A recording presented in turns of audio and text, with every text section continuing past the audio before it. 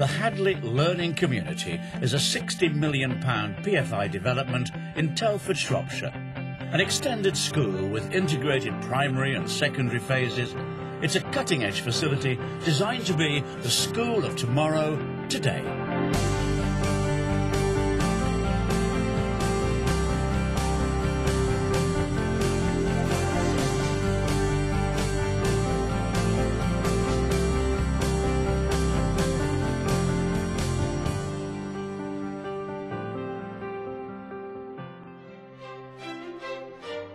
New schools have been springing up all over the country in the past few years. A commitment from government to get rid of the shabby buildings of the 60s and 70s has led to a revolution in school architecture. City academies have been built to try and pull failing schools out of the mire, and futuristic designs have become part of a new school landscape. But getting the money together has meant educationalists having to leave their comfort zone. Head teachers who want a new school now have to mix with the men in suits. With huge amounts of money at stake, they only have one chance to get it right. PFI is not just a traditional contract, it's about a long-term partnership. And this has been a big issue in PFI contracts. Yeah. Builders go away, FM take over, and it isn't as good as one had imagined. The vision of the Hadley Learning Community was conceived more than 4 years ago when the borough of Telford and Wrekin decided to reconfigure its education service. Shifting populations, crumbling buildings and the Children Act led to the re-engineering of its children's services that spawned the HLC. A shiny new extended school would be lovely, but it was going to cost £60 million. The only way it could work will be to use the PFI process, a private finance initiative which supplements government cash with investment from the private sector. It's the only game in town, and it's actually served us very well, because in Telford what we've managed to do is we've drawn down what we call PFI credits, not only from the Department of Education but also from the Department of Culture, Media and Sports. So, how does it work? You're a local authority and you need a new school, but you haven't got all the money. So you invite a construction company to design and build it. They ask a big bank to put up the cash. But it's not your school for 25 years, because in order to make the sums work, the builders have to get their money back by running the place for 25 years. You pay them to run all the services that you need: catering, caretaking, cleaning and out-of-hours services. It's called Facilities Management, or FM. A big, complicated PFI contract underpins the whole process. PFI is not just a traditional contract, it's about a long-term partnership. So the ideal is that you get together with an organisation that they come from the private sector, fair enough, but they therefore bring a lot of expertise and knowledge, but fundamentally they sign up to your same vision and ethos, and you've got a shared agenda. You need to be looking at something that's value for money. You need to be looking at a company or an industry that is financially viable and that can deliver both the vision and value for money.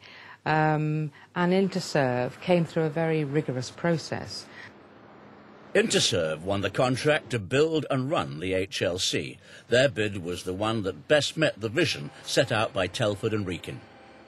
We had to take a leap of faith at the time of signing the contract that was going to work out, and to all intents and purposes I think it's been fantastic. They really are doing us proud. So a long process, but I think it's an important one to get right, an important decision to get right, and I think it really comes down to, can you work with them in the long term?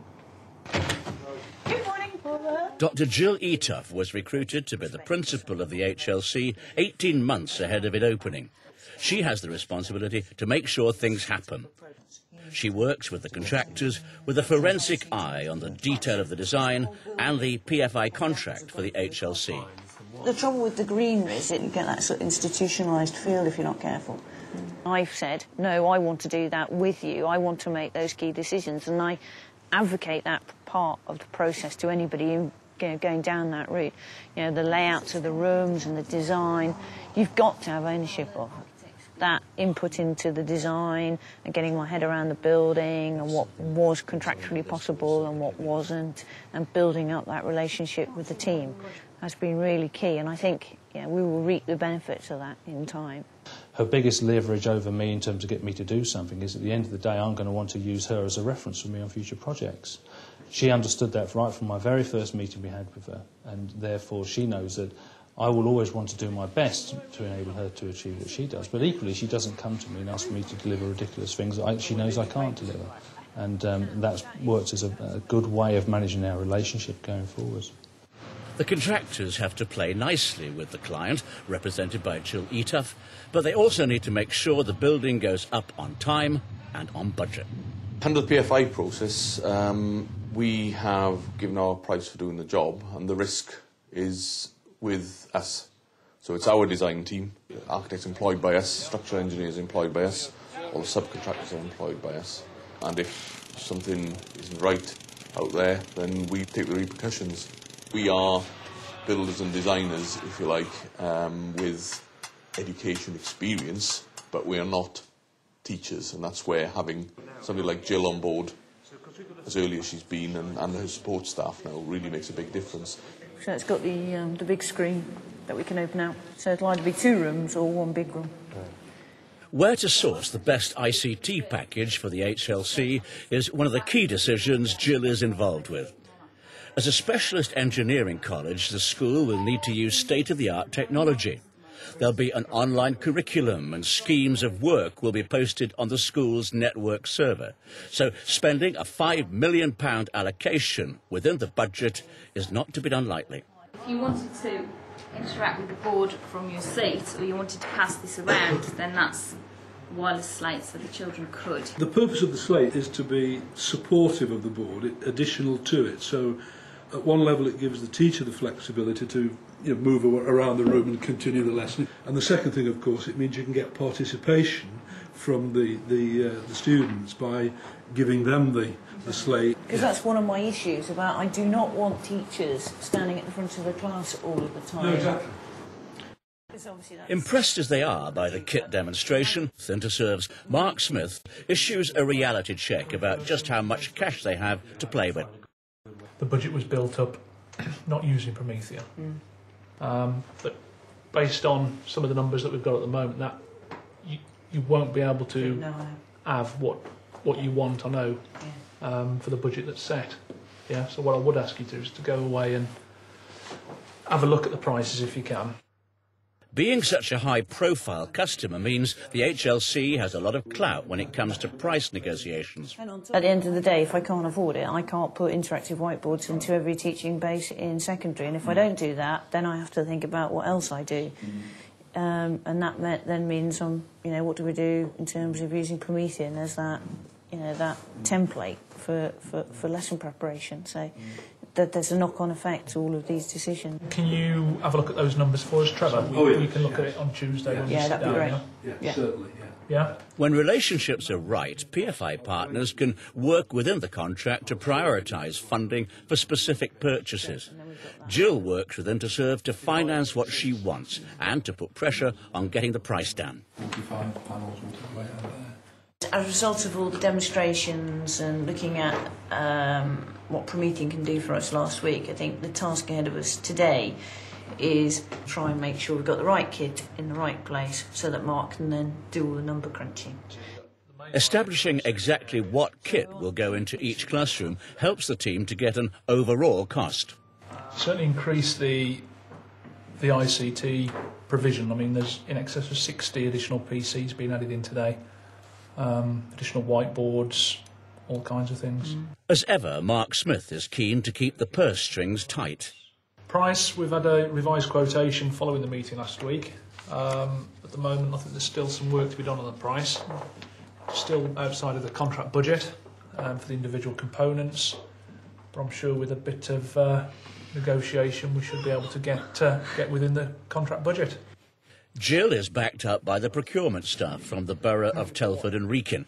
Their support and a certain level of scrutiny to make sure the best decisions are taken for the long term is a vital part of the process. their computers can be defaulting to the wrong printers and scanners and things, isn't it? Head teachers, no matter how fantastic they are usually in schools for maybe 5 years or so. And in these particular contexts, we're looking to build schools for the future generations as well, you know, for 25 and 30 years. So it's important that you don't sort of get too carried away by someone's particular choices.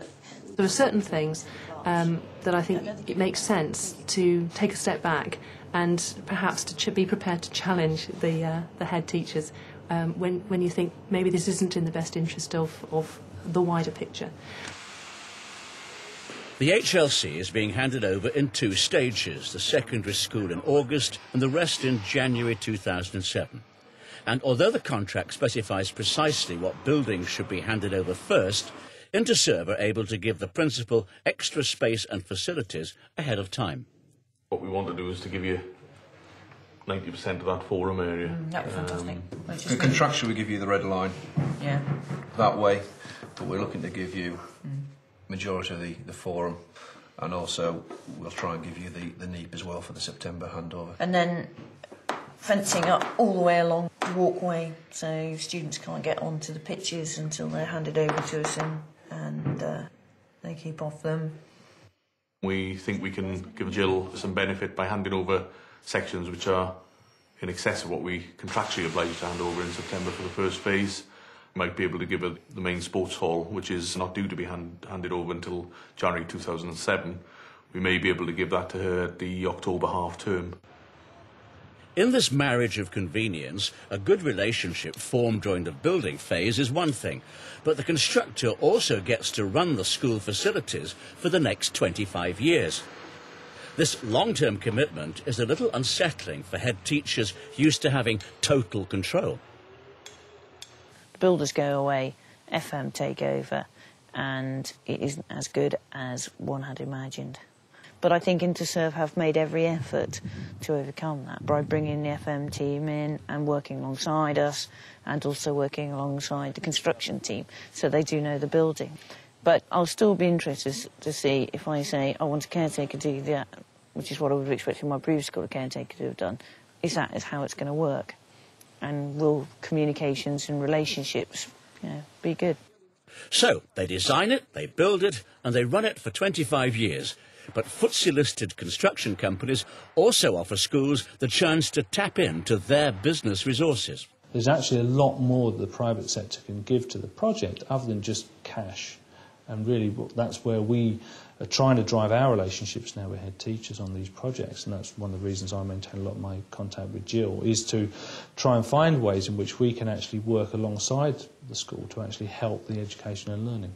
But that would be really nice, and if that might just say... And as building schools for the future money comes on stream, in return, head teachers can offer the builders valuable insights into the best way of delivering the right kind of school.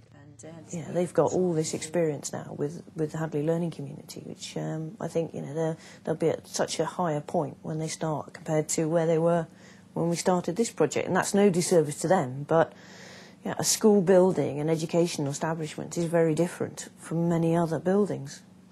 PFI, Building Schools for the Future, have moved on now to actually asking much deeper questions of head teachers as to how are you going to move the game on. And it's very difficult. I wouldn't like to be in the head teacher's position to actually make those decisions about what this building is going to look like, how it's going to function for the next 5 years, let alone the next 60 years. I mean, it's a hugely onerous obligation on them, because you're only going to get a one-shot opportunity at this. And if you get it wrong, that legacy is going to be there for a very, very long time.